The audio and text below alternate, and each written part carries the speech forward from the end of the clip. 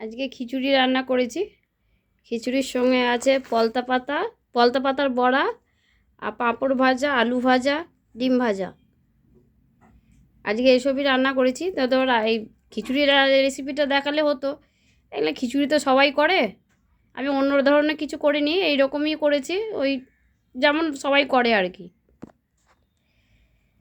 এত বৃষ্টি হচ্ছে যে বৃষ্টিতে আর ভালো লাগছে না কিছু করতে।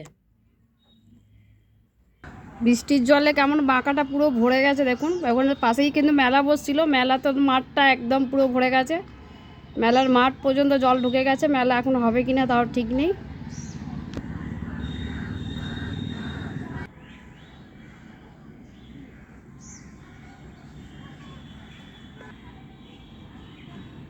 পুরো ভর্তি হয়ে গেছে, একদম দেয়ালের গোড়া দিয়ে জল যাচ্ছে।